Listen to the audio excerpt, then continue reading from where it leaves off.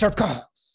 This is, of course, when we get some feedback from the professional bettors who listen to the show, and they give us their take on what we got right and what we got wrong from the previous episode. Simon, what are people saying? I feel like it was, again, this is only going to help, I guess, our live listeners. So I'll just be brief. I just couldn't believe how many guys like the Bucks tonight. It feels like they're just betting a spot and trying to be sharper than they sharp. It's just, I don't get the reasoning behind it, but that was one of the bigger calls I got. And I just told them simply, there's no world me and Chad are going to have the Bucks in our contest tonight. I get it. God, no. Great spot, but I just can't do it. So one they agreed on us with that I think you've come around on was the Cowboys. Again, they talked to us about it last week. Me and Chad were on the other side. Luckily, we didn't play the Lions in the contest. I think this week, if we're going to do a big spread, it's looking like the Cowboys. Like, I like the matchup. Chad loves watching videos of people celebrating locker rooms and getting mad about it, which I love about old man Chad. Well, listen, the what you're referencing is, of course, we talked about, listen, as soon as we saw that Cowboys-Bears line, yeah, we both agreed the Cowboys were the right side. Right. And then, of course, I'm on the social media. I follow the Bears everywhere. And there is a celebration from the locker room. You had talked about what the Bears were going to be doing that after that game on Monday night. Yeah. And of course there was a celebration in the locker room.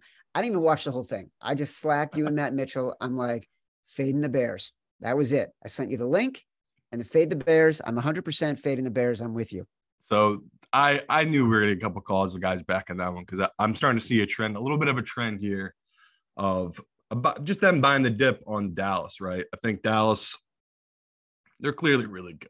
Like, there's 3 or 4 teams in NFC that are just performing really well. I mean, there's no denying at this point. The Cowboys have an incredible defense. So I wasn't surprised getting that call. Again, we'll break that down more as we go along here.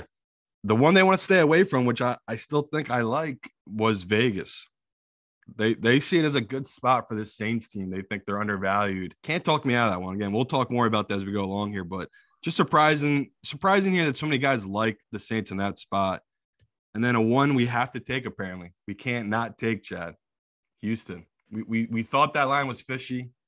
We thought it stunk a little. We said, wait, maybe we'll be able to get some points back on it. It's gone from 1.5 up to 2.5. Yeah.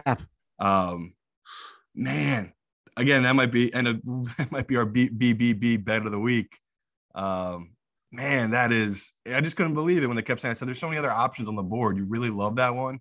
It wasn't just like 1 or 2 professionals. It was just about every guy I talked to this past 2 days. So that's definitely we're going to have to dive into more, because I would love to hear where you're at with that one. So that have coming out of the call, the most confident pick I felt was the Cowboys. Didn't hear much love for our Cleveland pick. Surprisingly, I think guys are just scared to get in front of Joe Burrow right now because he's playing so hot.